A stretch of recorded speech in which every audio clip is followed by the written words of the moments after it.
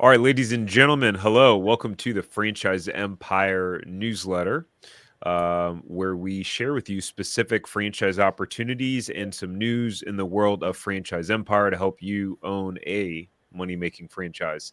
My name is Tarek Johnson. I am the CEO and founder of Franchise Empire, and I'm here with Mark Magerman, our head of brokerage. Hello, Mark. Long time no see. Hi, Tarek. How are you? Happy Father's Day, a day late. Yeah, happy Father's Day to you too. Did you guys do anything? Well, we did.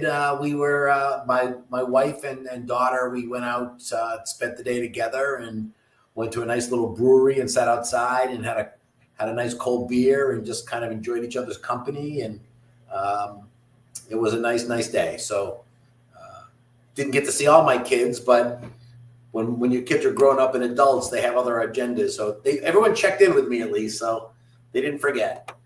Yeah, that's good. Cool. All right, y'all. Today, what are we going to talk about? So we're going to talk about a low-cost franchise with a 3-to-1 sales to investment ratio, which we'll talk about why sales to investment ratio matters. We'll talk about a resale with 750,000 in sales with an integrity-focused franchisor. I'll provide a couple of contents of that's such a weird characteristic to put in the newsletter, but it was a big factor characteristic that the franchisor shares, and I thought it was very interesting. I'll talk about how a young missionary from Wisconsin turned his calling into a business. We'll also talk about Kumon, if you ever heard about Kumon, the franchise. If you guys could drop us a comment, we'd love to know what city and state you're tuning in from. So let me know in the comments below. And if you do not get this email, we send this out on Sunday mornings at 8 a.m. If you don't get this email, then you'll want to go to franchiseempire.com/newsletter so you can get this in your inbox. All right. With that said, let's hit on this resale first. Mark, was this one that you had requested to be in our inventory? I Specifically, think this I think came from one of our other brokers as a request. Got it. Not me specifically, but I believe it was Laura that requested this brand for us. Cool. All right. Awesome.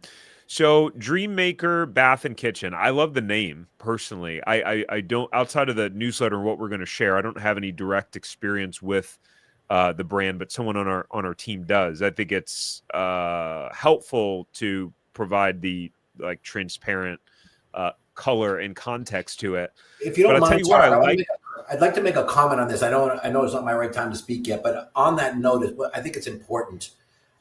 We're very cautious about the brands that we would bring into our portfolio, and it has to meet some certain level of criteria. One of those levels of criteria is somebody on our team has to have had experience working with these brands and have that. So we would never just add one because if we don't have that track record. In this case, one of our colleagues does. That tends to be good enough for you and I because we trust them. So that's just a little story about how we decide which brands we even want to consider for introductions. It was a great clarification, and it just shows why I was smart to ask you to be on this with me, because you're much more eloquent in terms of the way you say some things. Well, I don't know about that. I just know that I'm working with these brands every single day, and there's a reason and a method to our madness. So thank you for the compliment, but I just wanted to clarify it as one of the reasons why people should use us as a broker, or anybody as a broker for that matter. Is a good broker is only going to be spending your time productively with brands that meet that certain standard of excellence, which we're really proud of here. Yeah, 100%.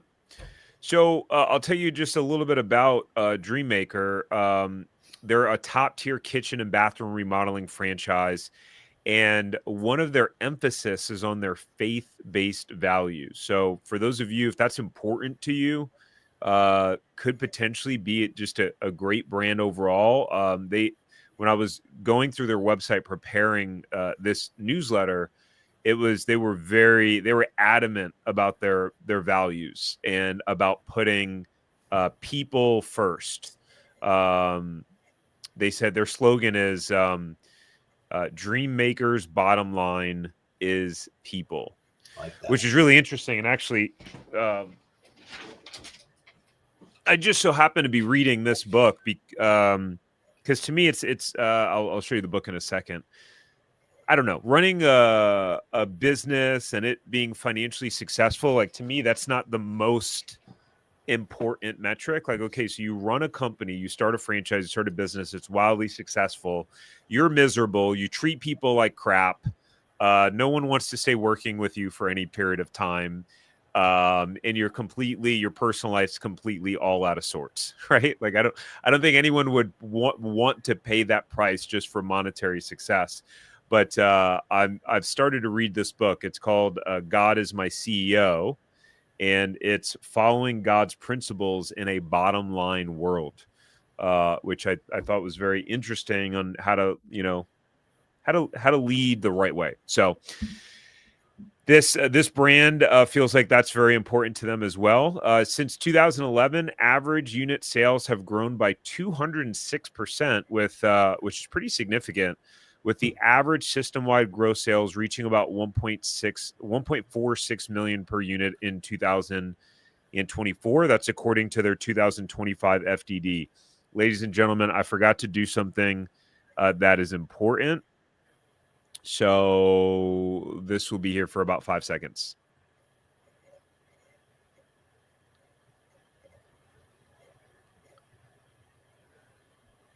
All right. Now that we got the disclaimers out of the way. So this is in Northeast Illinois. We're not going to quote the specific geographical area for confidentiality purposes, but it has an asking price of $450,000. The last year revenue was $751,000. If you want to find out more about the cash flow, we can get you connected with the seller. And that would be by going to franchiseempire.com/resales. A couple of competitive advantages, and then I'll pass it over to Mark for him to chime in on his thoughts overall. They have a very high contract value. So the average contract value that they disclose in their FDD is $47,000. That's very, very high. I mean, you get 2 of those a month. You got $1 million a year business. Proven performance, like I said, 206% growth since 2011 for their franchisees in terms of sales performance. They have a design-centered model. First client meetings occur in branded showrooms, enhancing sales and customer experience. I believe this brand only has like 50 franchisees too, like 40 to 50. So, if you're someone who you're like, I don't want to be with one of those franchisors that have, 200 and they're just kind of growing crazy fast. This seems like, again, that with their kind of people first mentality, they're probably not chasing growth just to grow. Where, there are a lot of businesses that are like that. And that's not to say that there's anything wrong with those. Again, they have faith-based values, so they put a really strong emphasis on respect, integrity, and community, and they're outspoken about that. So if, faith isn't important or that sort of talk turns you off, then probably not the brand for you. Robust support system. I guess we could say that about any franchise brand, at least that we're showing. They should have a strong support system. Mark, what are your thoughts so far?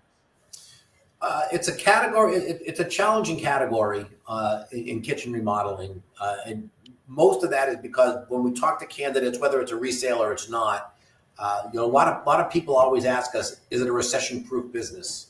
And I'm not really sure what a recession-proof business really is, but if you're going to make a definition, kitchen remodeling is not that, right? In other words, if things got rough, if things got tough economically, people might say, "Boy, I'm not going to spend that $14,000, $15,000, $18,000 on my kitchen remodeling." So there is some truth to that.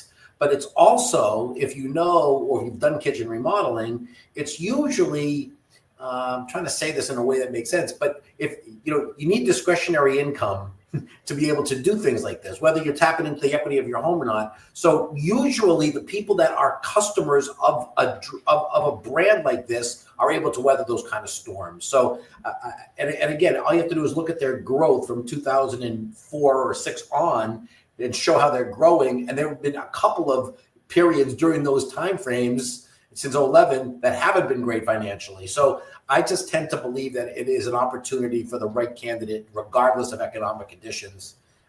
And again, the beauty of these types of businesses. Now, this is not a home-based business. You do need a showroom, but as technology has grown over the years, it's made these businesses much more streamlined and more economical. So we love home services. We love kitchen and bath remodeling. And here's another really classic example of a really great brand. And as I've said every time on these resales, it's not necessarily the first business you should buy is not this resale. And if you are interested in resales, you really should bring to the table skills such as business ownership in the past, A, and B. You've got to be able to show the seller that you're financially qualified out of the gate.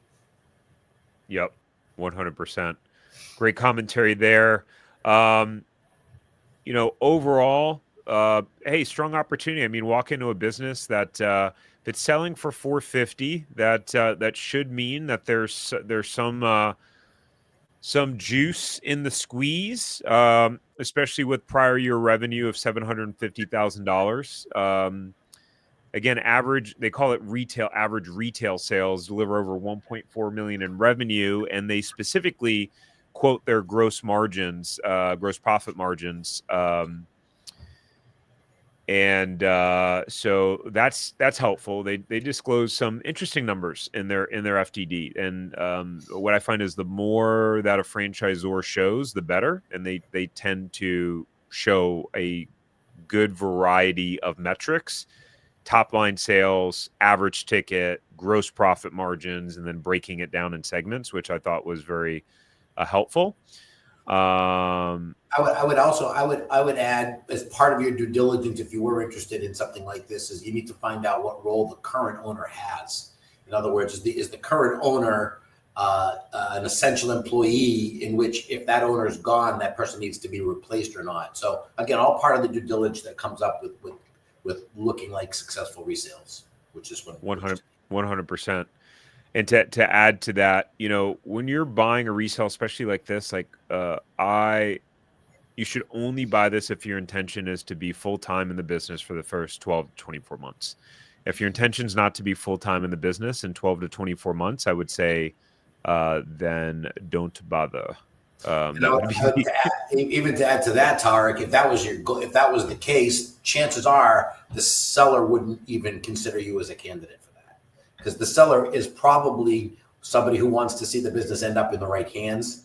And if you're not going to put full-time effort behind it, which gets me off on a whole other tangent, which I'm not going to do right now, but I just don't understand the concept of I want to invest all my money in a business and then not be part of it. That part escapes me, but it's out there. So don't be that person, please, if you're interested in this. 100%. All right, guys, if you live in the Northeast Illinois area and you're interested in this sort of business, then go to franchiseempire.com/resales. Let us know that you're interested in the Dream Maker bath resale.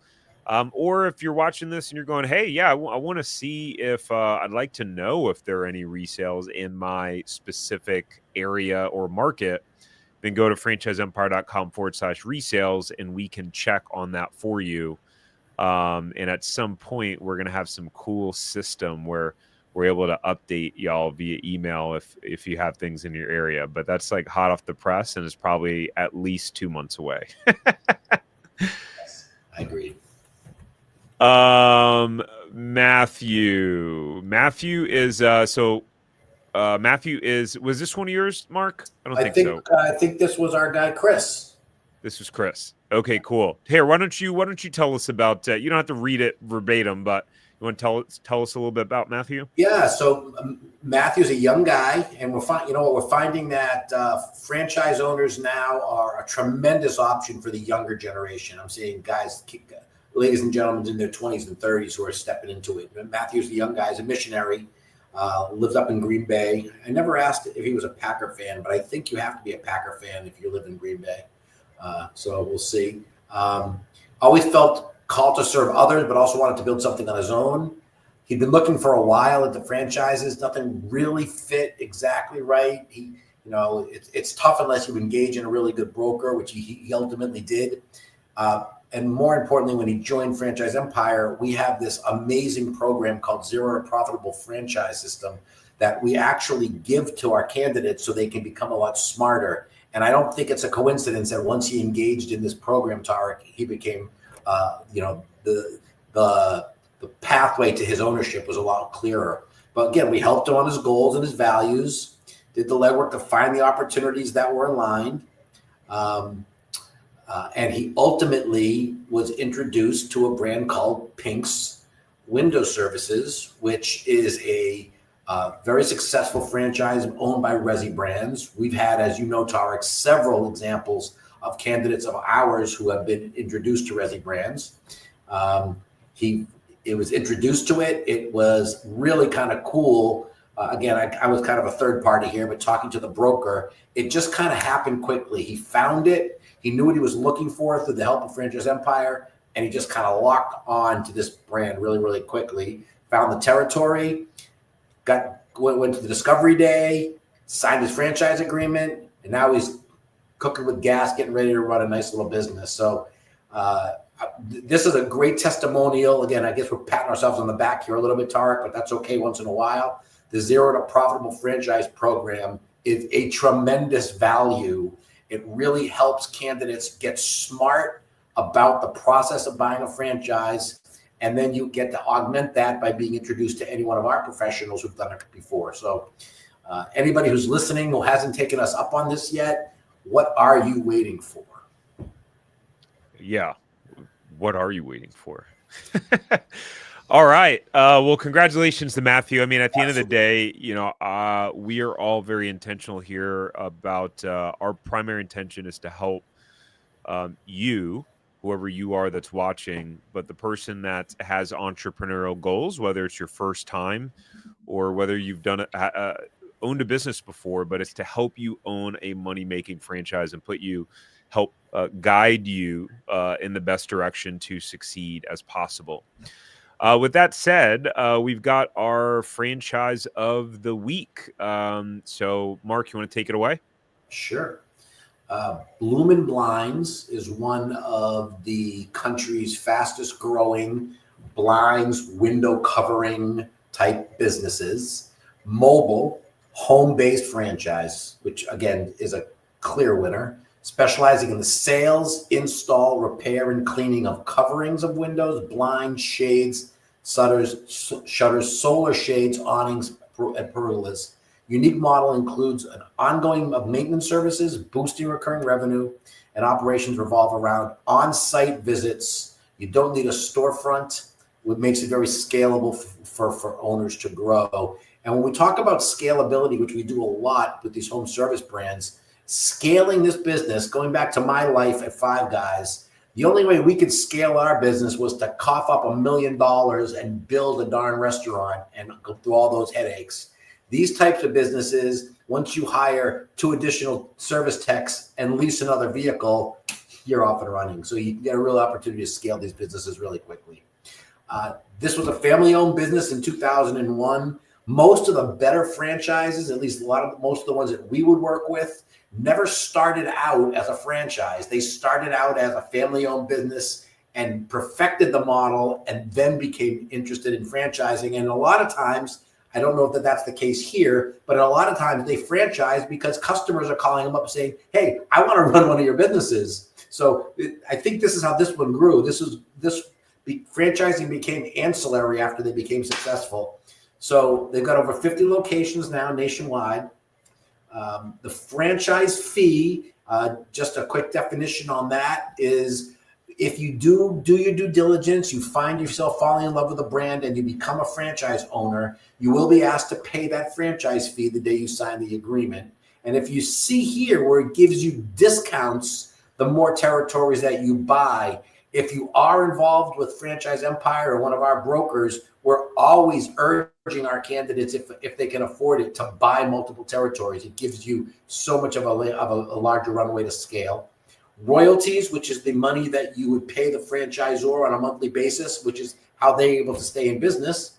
5.5% of gross sales, minimum 500 per month after 6 months as you're scaling your business. And again, they have a brand fund fee, which is 2% that all franchisees take part in for the benefit of all, and a local marketing fee of 2%. So it comes out about 9.5% if I do it right, which is pretty standard. The total investment ranges between 115 and 212. But when you think about $212,000, it's still a very low investment to be able to run a business day one and have all the support and tools that you need. So very affordable. Candidates need to have at least $150,000 of net worth to be eligible. Liquid capital in the 75 to 150 range. And again, usually the credit score needs to be north of 700 so you can be fundable. And again, it's a 7-year renewable term, which I kind of like, Tarek, because most of them are 10. So here with 7, it means you have 3 less years that you have to stay involved. In just unique. I don't see too many of them that have done that. So that's a little bit about Blooming Blinds. Nice. I'm curious how that works. This is how my brain operates. I'm curious how that works with an SBA loan, because the SBA loan is 10 years, right? So how does that work? Because I've seen maybe 1 out of 100 franchisors have a 7-year term. Occasionally I see it, and I always wonder, why in the world do they have a 7-year term? I'm gonna have to send an email and ask now, because I really want to know. I want to know the mindset behind it. I have a feeling I know what the answer, and it's probably because they wanted 7 years so they can maybe charge more money after 7 years for franchise fees. And get people to renew. That I don't know why it would be, and I don't really think it would impact the SBA very much, because SBA, you have very favorable payback terms anyway. So, if you have an SBA and you can take 10 years to pay it off, and you've sold your business, you can still pay off the loan. So I don't think it matters as much with the SBA, but it would be interesting to know what the strategy is. I hope I'm wrong. I hope it's not because they want to be able to, charge resales, because normally, if you're a franchise owner and you're renewing, you're not paying anything additional. You're just re-signing the agreement. So be interested to see why. Yeah, well, what I've seen is the renewals are like a percentage. The fees range. It could be a percentage of the franchise fee. Like I've seen some where it's 25% of whatever the current franchise fee is. I've seen some that are flat amounts, and I've seen some where the amount is pretty much close to the actual new territory, which is very expensive, which I think is not cool in that instance. But agreed. Yeah, I've seen some really interesting terms on renewals. Yes. All right, let's talk about some of their numbers, because this was the one clearly where I had stated 3-to-1 sales to investment ratio. So what we'll see here is that the average sales, $577,000 is the average sales, and then you can see here in this table they rank them by the top third, middle third. Hold on, I think I have one of these marker things. Here we go. I'm dangerous now, ladies and gentlemen. So we got the bottom third, the middle third, the top third. So we'll start here. The lowest performing franchisee did $142,000, and then you had the average here, and that is 225. I'm not gonna hit the average in all of them because I don't feel like that really matters a ton.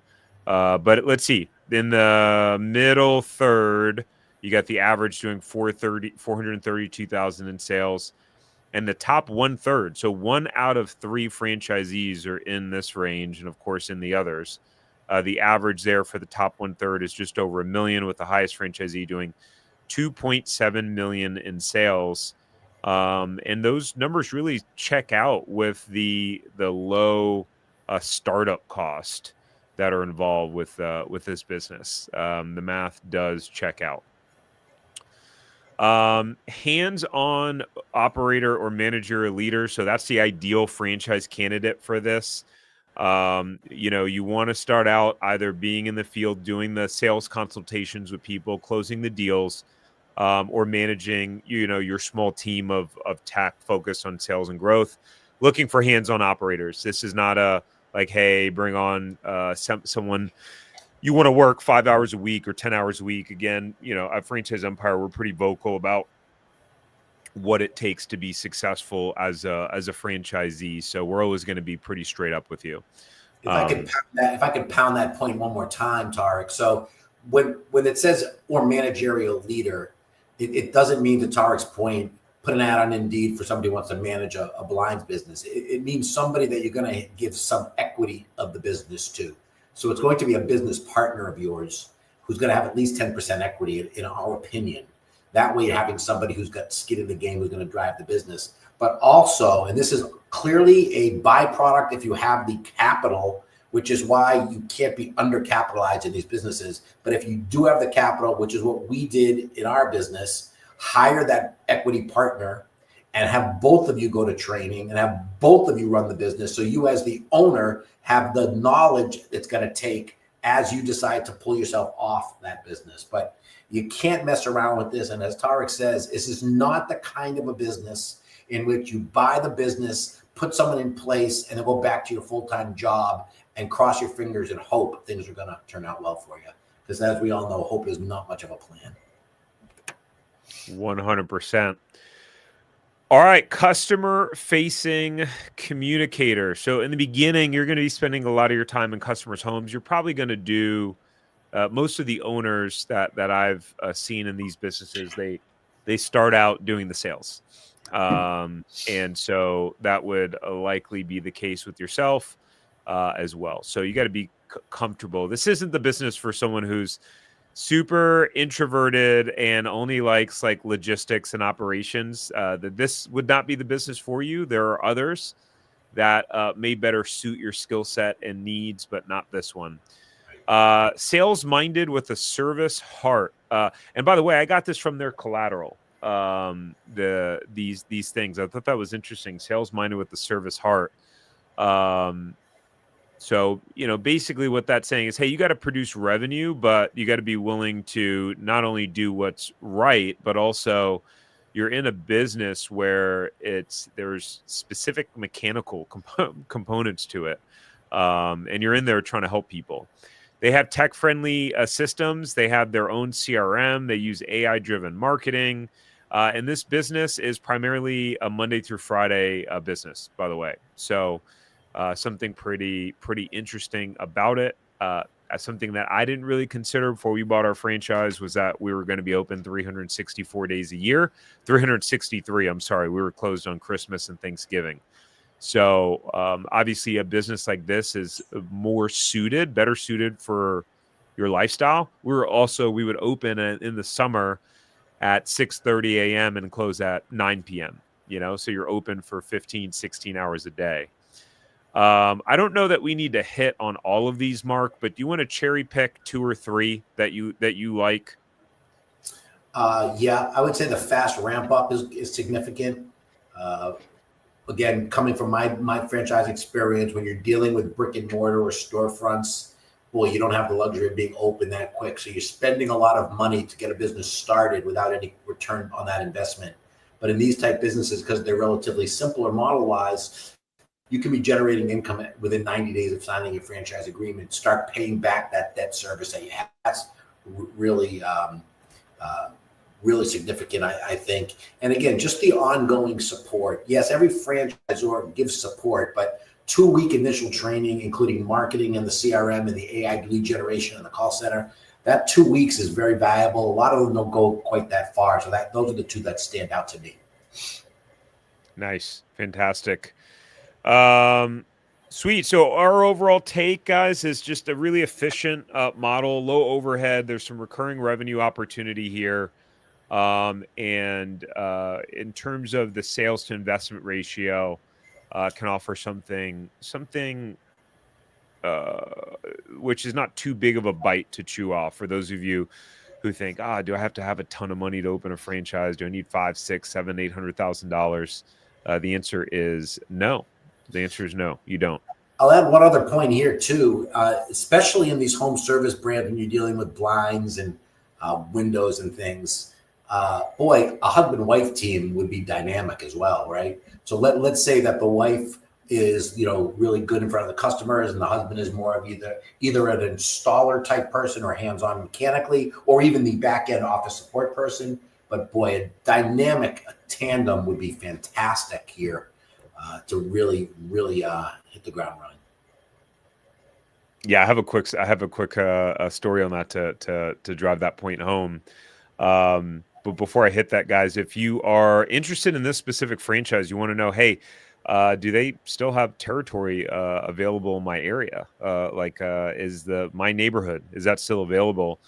Then you can go to franchiseempire.com/check territory. We can find out if that territory is available for you.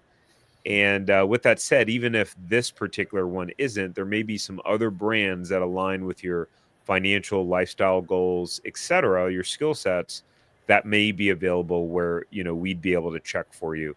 That's one of the benefits of having us do the territory checks, because we can check on 5, 10, 15, 20 different brands at one time, Right. really an unlimited amount. But if you were to just try to go directly to a franchisor, of course, they only want you to buy their franchise, and you're only going to know about that specific one. We believe in having people look at options and being able to have options during the process. In terms of, to Mark's comment of a husband and wife duo, so I recently dusted off the cobwebs and was working with some clients, and Keith and Beth, and their husband and wife. And Beth had a small kind of organizational business where you go in and help like organize people's like closets and different things like that. And she's pretty creative, just loves people, like just a very sweet individual. And then her husband, Keith, just a high driver, super type A, very successful in the corporate world. And they bought Bloomin' Blinds, and they're going to be doing the business together. So I'm really excited for them. And Keith is no joke. They did their homework and due diligence, and so yeah, it was really exciting to see that's what they chose. Excited to see how they grow in their business. Likewise. Last but not least, the most recent episode of the Zero to Profitable Franchise podcast, which is now on YouTube as well, and we've really changed up the content. So this one is less podcast style. This video is only about 5 or 6 minutes long. And basically what we've started to do is I'm going down the Entrepreneur Franchise 500 list, starting at number 1 and going all the way down. And we're just reviewing the brands and going over their startup costs, what they show as their sales, how many locations they have open, giving you a little bit of history on those brands. So that's we did that video here for Kumon. So hopefully you enjoy that breakdown. I think the series is actually going to be pretty popular. I think it's pretty entertaining and informative. You can click here to watch it on YouTube on the Franchise Empire YouTube channel. You'll see that it'll take you right here.